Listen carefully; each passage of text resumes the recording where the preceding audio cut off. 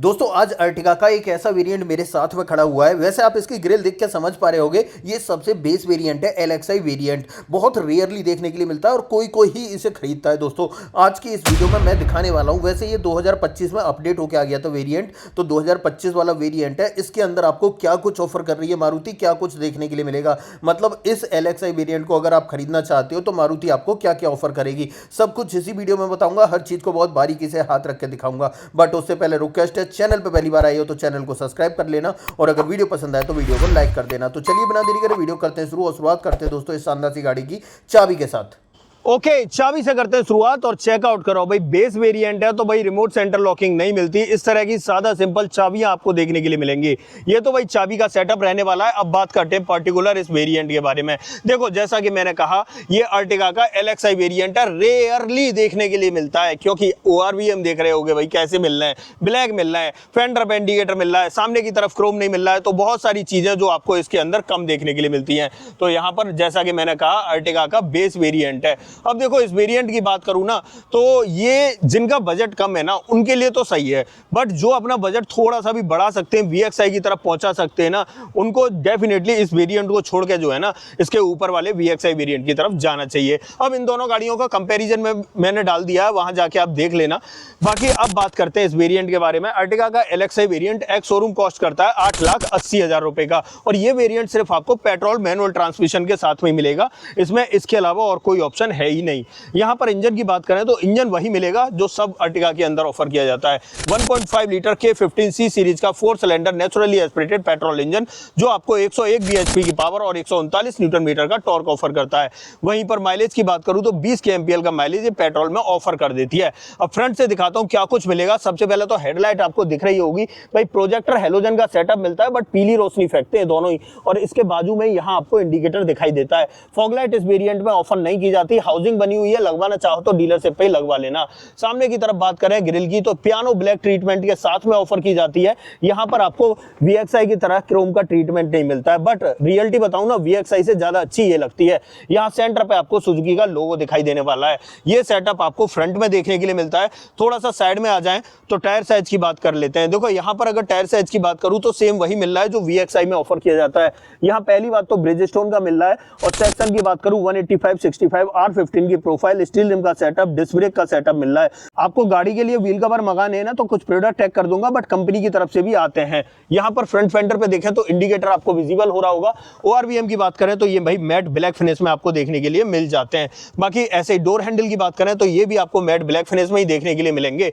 ऐसे पीछे की तरफ आते हैं तो यहां पर आपको ड्रम ब्रेक का सेटअप मिल जाता है और पीछे की तरफ देखें तो टेल लाइट का सेटअप इस तरीके का आपको दिखाई देगा। भाई VXi और LXi में टेल लाइट में कोई भी बदलाव नहीं है, एक जैसी ही आपको देखने के लिए मिलती है।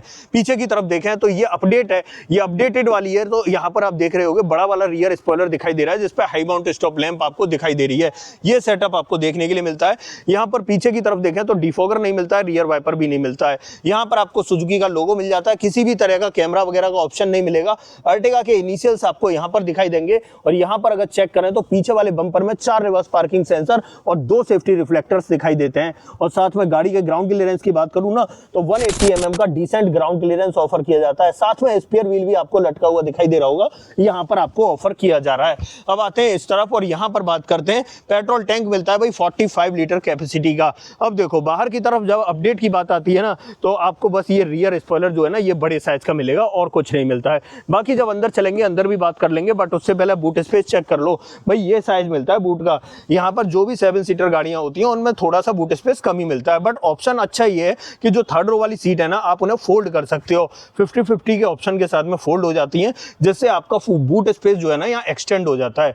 यहाँ पर अगर देखें तो ये सेटअप मिलने वाला है। अब एक चीज की कमी दिखाई दे रही होगी, अगर VXi से देखा जाए तो यहाँ पर एक पार्सल ट्रे छोटी सी आती है, वो यहाँ पर मिसिंग मिलती है इस वेरिएंट के अंदर। बाकी थर्ड रो की बात मैं यहीं से कर लेता हूँ, क्या एक्स्ट्रा मिलता है।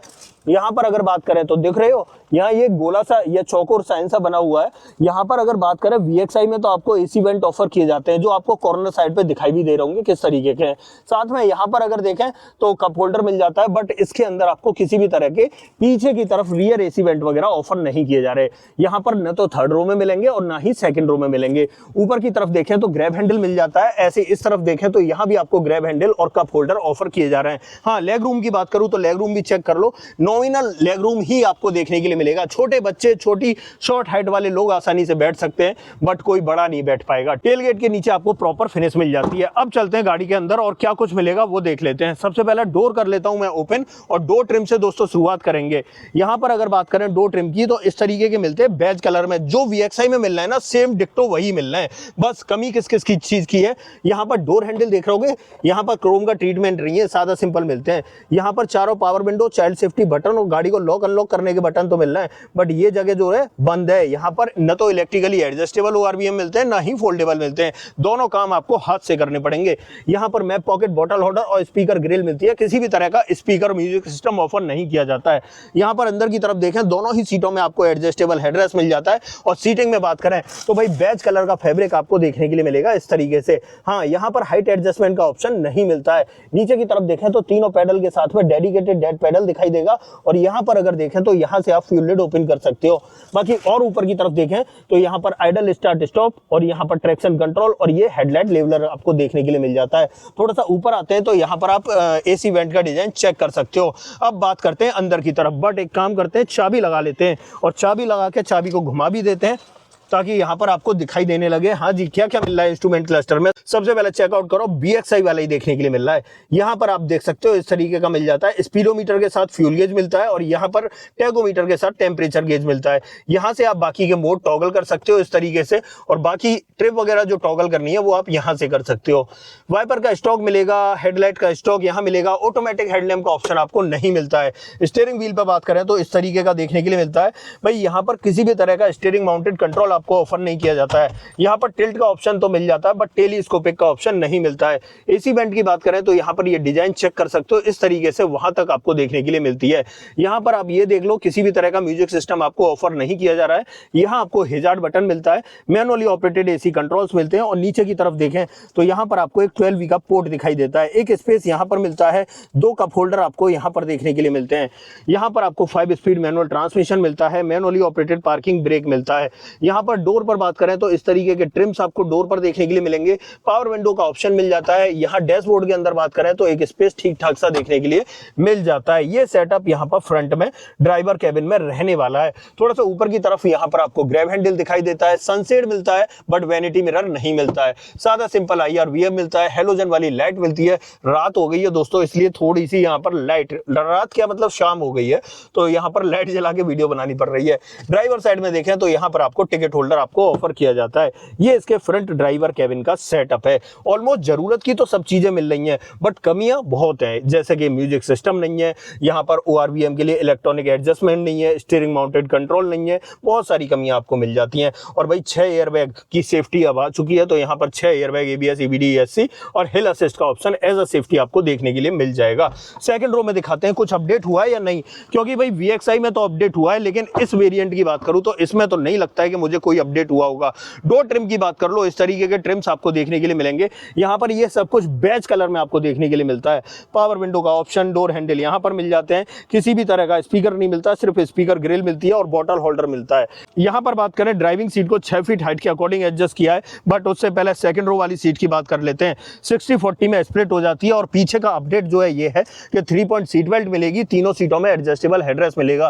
पहले भाई बीच में एडजस्टेबल नहीं मिलता था, बट अब आपको बीच में भी मिलेगा। आइसोफिक्स चाइल्ड सीट एंकर मिलेगा, सीट में स्लाइडिंग का ऑप्शन आपको देखने के लिए मिल जाता है। अब देखो पीछे बैठते हैं और फिर बात करते हैं। यहाँ पर अगर देखें तो देख रहे होगे आप, मेरा पैर अच्छे से आ पा रहे हैं, मतलब स्पेस आपको अच्छा देखने के लिए मिल जाता है, ये आप देख ही रहे होगे। बाकी हेडरूम की बात करूँ तो हेडरूम आप चेक कर लो, इस तरीके का देखने के लिए मिलता है। यहाँ पर यहाँ से लेकर यहाँ तक कम से कम 1 फीट की जगह आपको देखने के लिए मिलेगी, मतलब कंफर्टेबली आप बैठ सकते हो अगर थोड़ा सा रिक्लाइन होकर बैठते हो तो, और अगर बिल्कुल अलर्ट होकर बैठते हो तब भी आपको ठीक ठाक मिल जाएगा, क्योंकि एडजस्टेबल हेडरेस्ट आपको यहाँ पर ऑफर किए जाते हैं। बाकी यहाँ पर आपको एक ग्रैब हैंडल ऑफर किया जाता है, और दूसरा ग्रैब हैंडल आपको यहाँ पर ऑफर किया जाता है।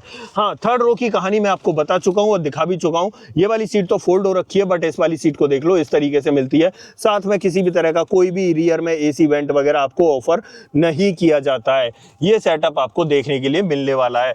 बाकी यहाँ पर एक चीज अच्छी है कि यहाँ फ्रंट में जो सीट बेल्ट है उसमें आपको हाइट एडजस्टमेंट का ऑप्शन मिल जाता है और पीछे से डैशबोर्ड देख लो इस तरीके का मिलेगा। बट जैसे ही हम यहाँ मिडिल में आते हैं तो यहाँ न तो आर्म रेस्ट मिल रहा है, न रियर एसी वेंट मिल रहा है, ना चार्जिंग पोर्ट मिल रहा है, मतलब थोड़ा खाली खाली सा आपको मिलने वाला है। यहाँ ऊपर की तरफ एक स्पेस बना हुआ है, इसमें कुछ छोटा मोटा सामान रख सको तो रख लेना।